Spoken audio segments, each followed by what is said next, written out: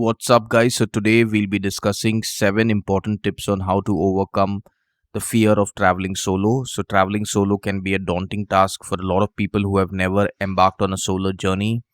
It's a lot of problems that arise when you're planning a trip because all the problems are in the mind. It has everything to do with being scared and being anxious and being worried about it. And as the days get closer and closer, the anxiety builds up to a stage where you can end up canceling your trip because you're too overwhelmed by fear and you allow fear to grip yourself.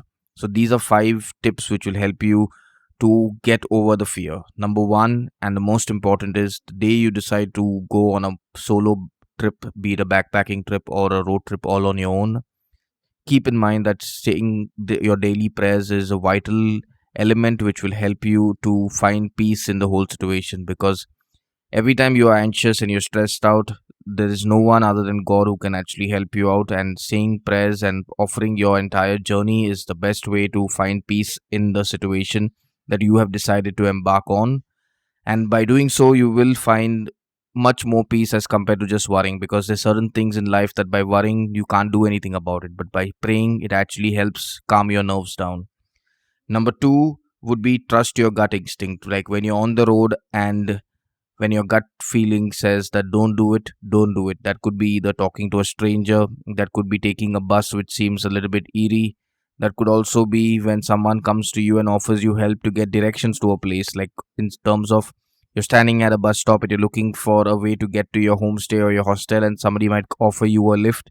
If your gut feeling says no, don't do it, just wait out and things will get easier.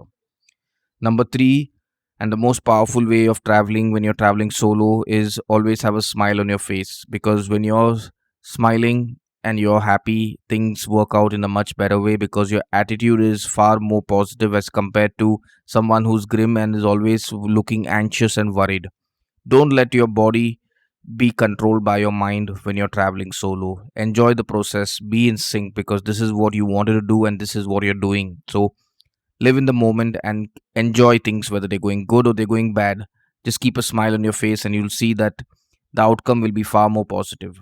Number four would be, don't overthink the journey. If you have to go back from home to the particular place you're traveling to for the start of your journey, and you're worried about reaching on time to the airport or the railway station, then who's going to be sitting next to you? Is it going to be a creep? Is it going to be a stranger who's going to annoy you? Don't worry about all of those things. Live in the moment. Take each second and each minute as it comes. Don't think about the past or the future. Travel is about living in the moment, and there's no better way to live in the moment than to not worry about the future. Just enjoy each moment and just soak in everything that you can by just being a good observer. Number five, and the most important according to me, is where do you stay when you're traveling solo? Going to a place which is cheap but away from the main market in an isolated location. The place where you're staying might be safe, but it'll make you feel really depressed because you're away from the whole civilization. So, if all the parties are happening in the west of the town and you're staying in the east of the town, imagine having to travel up and down and leaving from the party early or from the gathering early just because you have chosen a cheaper option, and now you got to repent for your choice. So don't do those foolish mistakes. Six would be under budgeting your trip. When you're doing your research, if your research says the trip for say 3 days is going to cost you 10,000, budget 15 to 20,000. Carry extra cash because or money, because if you don't end up using it, you can always bring it back or you can always keep it in your account and it can be used for other purposes. But if the budget of the trip is saying that it's going to be roughly around 10,000 and you're going to try to do it in 6,000, then you're always going to be stressed out and worried about falling short of money, and this is going to hamper your entire trip. Because see, when you're traveling solo, you don't have anybody else to chip in or anybody who can help you out. You have to do everything yourself.